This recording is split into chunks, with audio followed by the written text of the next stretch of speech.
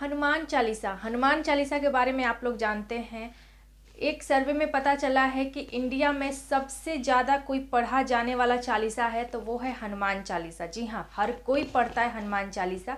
जो लोग भूत प्रेत से डरते हैं या फिर उनको अंधेरे में अकेले में जिनको डर लगता है वो भी हनुमान चालीसा पढ़ते हैं। बहुत लोग तो रट जाते हैं हनुमान चालीसा को और कंठस्थ उन्हें याद भी है। हनुमान चालीसा में हनुमान जी के गुणों के बारे में बताया गया है, राम की भी उसमें वर्णन किया गया है।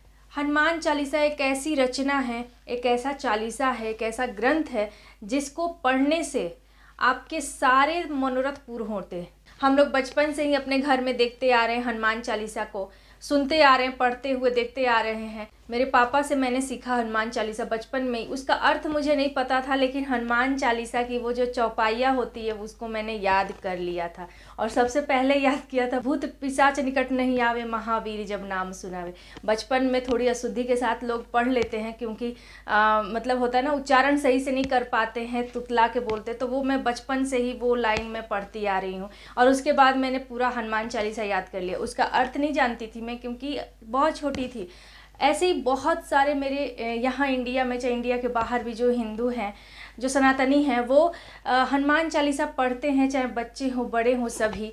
कुछ लोगों को उसका मतलब पता है हनुमान चालीसा का, लेकिन कुछ लोग बिना मतलब जाने, उसका बिना अर्थ जाने, बिना उसके पावर को जाने लोग पढ़ते। लेकिन बहुत पढ़ा जाने वाला एक तरह से ये चालीसा है हनुमान चालीसा। तो क्या आप जानते हैं हनुमान चालीसा की रचना कैसे हुई? हनुमान चालीसा किसने लिखी है, किसकी रचना है ये, और हनुमान चालीसा के में क्या शक्ति है, इसको पढ़ने से क्या हमें लाभ होते हैं। हम मतलब इस वीडियो में सब कुछ बताएंगे आपको। इसकी रचना कैसे हुई, हनुमान चालीसा कैसे लिखी गई और इसको लिखा किसने है, किस परिस्थिति में लिखा है उन्होंने, वो सब कुछ बताएंगे इस वीडियो में। और इसका लाभ क्या है। जी हाँ, हनुमान चालीसा अगर हम पढ़ते हैं तो उसका क्या लाभ है हमारे जीवन में, हनुमान चालीसा का महत्व आज इस वीडियो में हम बताने वाले हैं। जय श्री राम, मैं हूँ पूजा तिवारी, आप सभी का स्वागत करती हूँ अपने चैनल पूजा की भक्ति भाव में।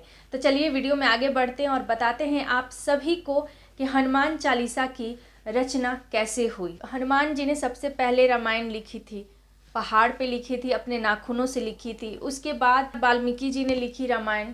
तो वाल्मीकि जी का जो रामायण लिखा हुआ था वो था संस्कृत में। उसी संस्कृत वाले रामायण को जो गोस्वामी तुलसीदास जी थे उन्होंने हिंदी में उसकी रचना की थी। उसके बाद उन्होंने हनुमान बाहुक और बजरंग बाण, इस तरह की बहुत सारी रचनाएं की हैं। श्री गोस्वामी तुलसी जी के बारे में कौन नहीं जानता है। उनकी रचना है और उन्हीं की रचना है हनुमान चालीसा। जी हाँ, हनुमान चालीसा की रचना श्री गोस्वामी तुलसीदास जी ने की थी। तो चलिए जान लेते हैं कि उन्होंने ये रचना कैसे की थी। तो एक समय की बात है, मुगल का शासक था हमारे देश पे। उस समय हमारे जो राजा थे, शासक थे, वो थे अकबर। और उसी समय गोस्वामी तुलसीदास जी बहुत मतलब एक तरह से प्रसिद्ध भक्त माने जाते थे, बहुत महान संत माने जाते थे। उनकी चमत्कार की घटनाएं चारों तरफ थी, उनकी बहुत लोग गुणगान करते थे। हिंदू सनातनी धर्म के बहुत बड़े एक तरह से वो भक्त और एक तरह से प्रचारक वो उस समय थे। तो एक समय की बात है, गोस्वामी तुलसीदास जी नगर भ्रमण के लिए निकले थे। उसी समय एक औरत दौड़ती हुई आई और उनके पैरों पे गिर के और उनको प्रणाम करने लगी। उनके पैरों पे गिर के रोने भी लगी, प्रणाम भी करने लगी। ठीक है, तो गोस्वामी तुलसीदास जी ने उनको आशीर्वाद दिया कि सदा सुहागन रहो, सौभाग्यवती भव। तो ये जो आशीर्वाद है ना, सदा सुहागन रहो, सौभाग्यवती भव, यह एक औरत के लिए बहुत बड़ा वरदान होता है, बहुत बड़ा आशीर्वाद होता है। लेकिन इस आशीर्वाद से वो औरत खुश नहीं हुई, दुखी हो गई, क्योंकि उसके हस्बैंड का उसी समय मृत्यु हुआ था। जी हाँ, उसके हस्बैंड को अभी मरे कुछ ही घंटे हुए थे और उसको पता चला कि गोस्वामी तुलसीदास जी आए हुए हैं। तो वो दौड़ के गई और जाके उनके पैरों पे गिर के उनको प्रणाम करने लगी, रोने लगी, क्योंकि उस समय वो बहुत बड़े, बहुत जाने माने, मतलब एक तरह से होता है ना कि क्या बोलते हैं उसको, बहुत बड़े भगवान के भक्त माने जाते थे तुलसीदास जी। तो उसने आश्चर्य से पूछा कि आपने हमें ये वरदान दे दिया सदा सुहागन रहो, मेरे पति अब नहीं रहें, और ये वरदान आपने कैसा दे दिया हमको।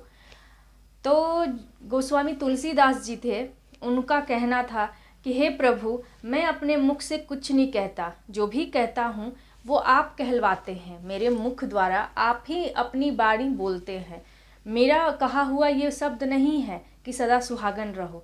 प्रभु वो मतलब ना चिंतित हो गए। हाँ, जो गोस्वामी तुलसीदास जी थे वो चिंतित हो गए कि अब मैं क्या करूं, मतलब इनके पति तो गुजर चुके हैं और मैंने इनको आशीर्वाद दे दिया सदा सुहागन रहो। हे भगवान, हे प्रभु, मैं आपका दास हूँ, आपका भक्त हूँ, और इस तरह से तो आपकी हंसी हो जाएगी। वो थोड़े से चिंतित हो गए और भगवान से प्रार्थना करने लगे, राम से प्रार्थना करने लगे कि हे प्रभु, मैं नहीं, यहाँ पे आप गलत साबित हो जाएंगे, आपने ये मेरे मुंह से क्या निकलवा दिया। ठीक है, तो फिर उसके बाद वो ध्यान में बैठ गए तुलसीदास जी, और ध्यान में बैठ के सीताराम सीताराम सीताराम का जाप करते रहे। जी हाँ, सीताराम, राम के नाम में बहुत पावर है, बहुत पावर। तो सीताराम सीताराम एकदम ध्यान होके, एकदम सब कुछ भूल भाल के भगवान में लीन हो गए। सीताराम सीताराम सीताराम जपने लगे। उनके जपने से जो व्यक्ति मृत हो गया था, जो व्यक्ति मर चुका था, वो उठ के बैठ गया। जी हाँ, बैठ गया, बोलने लगा, जिंदा हो गया। ये सब देख के पूरा मतलब नगर में ये चारों तरफ बात आग की तरफ फैल गई कि अरे एक संत है सनातनी में, एक ऐसे महंत है जिन्होंने चमत्कार कर दिया, एक मुर्दे को जिंदा कर दिया। देखिए, इस तरह की बातें बहुत जल्दी फैलती है, आग की तरफ फैल गई। तो ये बातें फैलते फैलते पहुंच गई अकबर तक। जी हाँ, अकबर तक जब पहुंच गई तो अकबर ने क्या किया, अकबर ने अपने दरबार में गोस्वामी तुलसीदास जी को बुलाया और कहा कि आप संत हैं, आप चमत्कार दिखाते हैं, तो हम भी आपका चमत्कार देखना चाहते हैं, हमें चमत्कार दिखाइए। तो गोस्वामी तुलसीदास जी ने कहा कि मैं कोई चमत्कार नहीं करता हूँ, जो करते हैं मेरे प्रभु करते हैं, और यहाँ पे मैं कोई तमाशा भी नहीं हूँ कि तमाशा यहाँ पे दिखाऊंगा आपको चमत्कार करके। बहुत टाइम निकल जाने के बाद भी कोई चमत्कार नहीं दिखा पाए गोस्वामी तुलसीदास जी।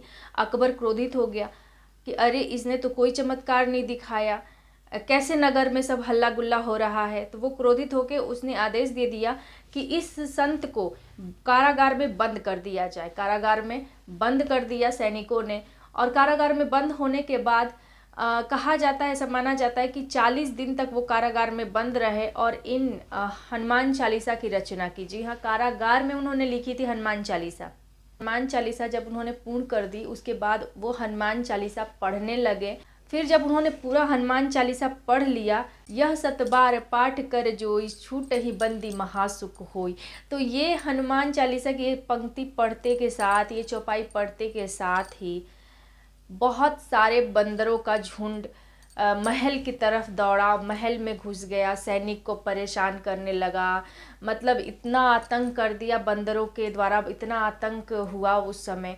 कारागार तक बंदर पहुंच गए। सैनिक मतलब कुछ नहीं कर पा रहे थे, उनके हथियार का भी कोई असर उन बंदरों पे नहीं हो रहा था। एक बूढ़ा बंदर, ऐसा माना जाता है कि एक बूढ़ा बंदर तुलसीदास के कारागार जहाँ पे वो बंद थे, तुलसीदास जी वहाँ जाकर वहीं दरवाजे पे बैठा रहा, और जब हनुमान चालीसा मतलब वो कर रहे थे, पढ़ रहे थे हनुमान चालीसा को, तो वो सुन रहा था। ऐसा माना जाता है, कुछ लोगों का ये भी कहना है कि वहाँ एक बंदर बैठ के वो हनुमान चालीसा जब वो पाठ कर रहे थे तो वो उसे सुन रहा था। और ये आतंक शांत नहीं हो रहा था, सैनिकों ने बहुत प्रयत्न किया। तब एक मंत्री ने राजा को बोला कि आप जिन संत को आपने बंद करके रखा है कारागार में, ये उन्हीं का चमत्कार है, उन्हीं की वजह से ये सारी घटनाएं घट रही है, आप कृपया कर उन्हें छोड़ दें। तो वो अकबर ने आदेश दिया कि उनको मुक्त कर दिया जाए, तुलसीदास जी को। जब तुलसीदास जी को मुक्त कर दिया गया, उसी समय अचानक सारे के सारे बंदर महल से बाहर चले गए, सभी शांत हो गए, बंदर अपने आप जहाँ से आए थे वहीं चले गए। ये एक तरह से चमत्कार था। ठीक है, हनुमान जी का ये चमत्कार था, और इसको अकबर ने भी इस चमत्कार को माना। तुलसीदास जी बंदी में थे और हनुमान चालीसा की रचना की, हनुमान चालीसा का पाठ किया, और वो मुक्त हो गए। तो देखिए हनुमान चालीसा में इतना पावर है, अगर आप इसका पावर जाने बिना ही आप रोज़ हनुमान चालीसा अगर पढ़ते हैं ऐसे ही, तो ऐसा कोई काम नहीं है जो आप चाहते हैं और वो उसे हनुमान जी पूरी न कर दे। तो इस तरह से हुई थी हनुमान चालीसा की रचना, और रचना भी गोस्वामी तुलसीदास जी ने की थी। तो वीडियो में इतना ही, क्योंकि वीडियो ऑलरेडी काफ़ी लंबी हो चुकी है, और इस तरह की वीडियो को देखने के लिए आप मेरे चैनल को सब्सक्राइब नहीं किया है अभी तक तो कर दीजिए, और यहाँ तक आपने मेरी वीडियो को देखा उसके लिए आप सभी का दिल से थैंक यू, धन्यवाद बहुत बहुत। और चलिए मैं मिलती हूँ आप सब से अपनी ऐसी ही एक और नई वीडियो में, तब तक के लिए जय श्री राम, जय हनुमान, हर हर महादेव।